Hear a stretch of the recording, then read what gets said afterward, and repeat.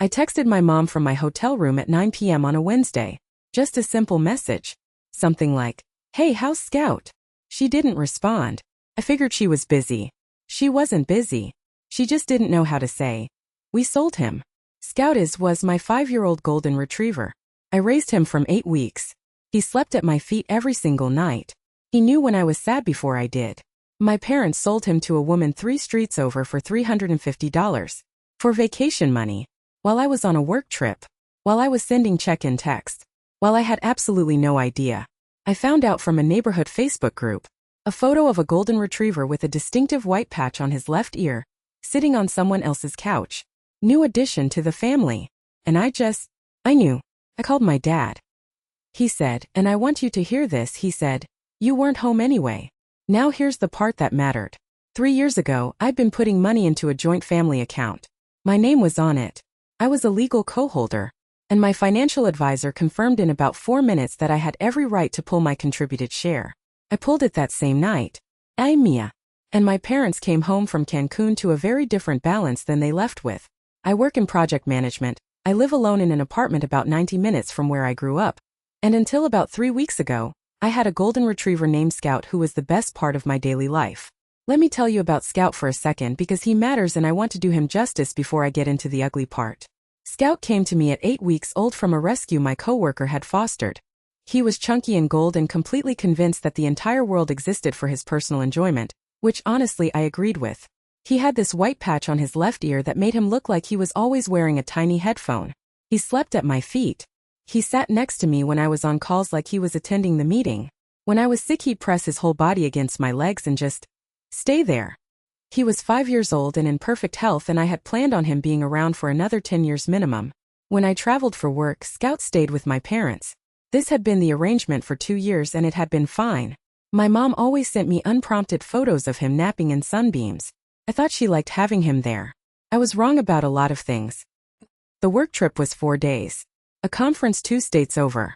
I left on a Monday morning, kissed Scout on the top of his head, told him I'd be back Thursday.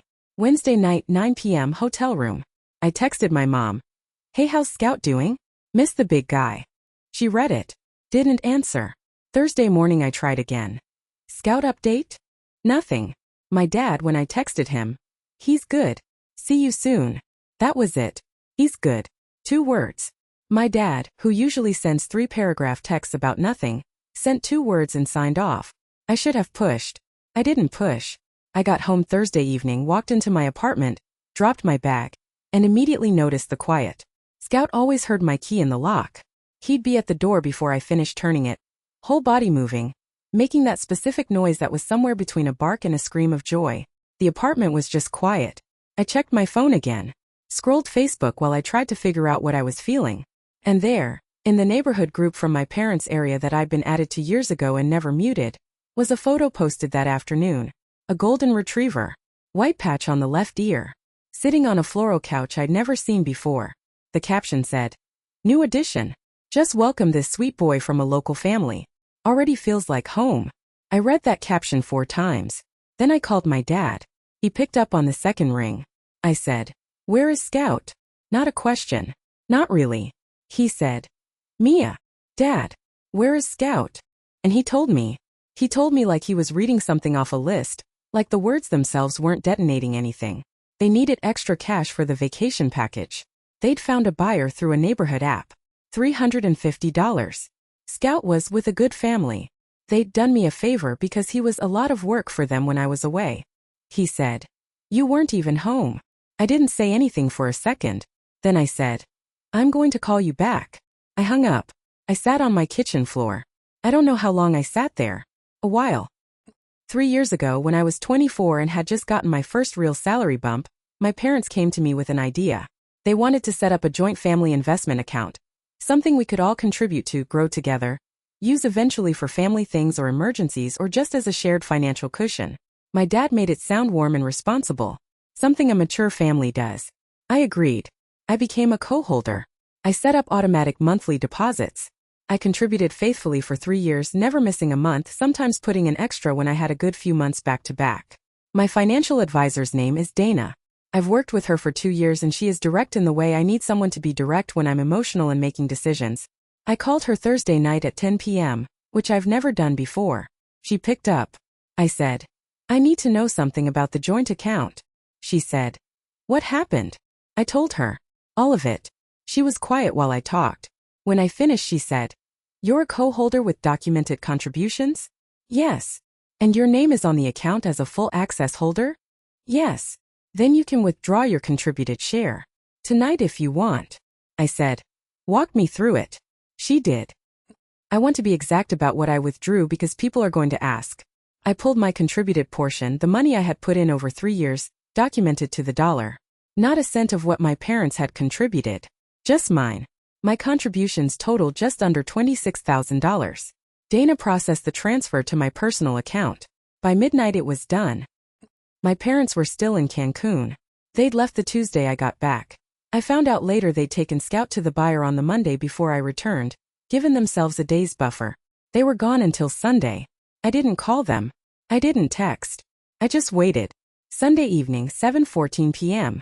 My dad called. He said, what happened to the account? Not yelling. More like confused. Like someone who'd opened a cabinet that used to be full and found it empty. I said, I withdrew my contributions. Mia, that money was mine. It was mine, Dad. My name, my deposits documented for 3 years. I had every legal right to pull it. He started to say something about trust. About family. About how. I said, you sold Scout for $350. Silence. You sold my dog. While I was at work. Without calling me. For vacation money. So when you want to talk to me about trust and family, I'm listening. But that conversation has to start there. He didn't say anything for a while. Then he said, we didn't think you'd go this far.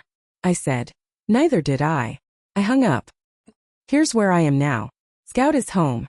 That same Thursday night I messaged the woman from the Facebook post, her name is Donna, explained who I was, sent her photos of Scout from puppyhood to last month, his vet records in my name, everything. Donna is a good person.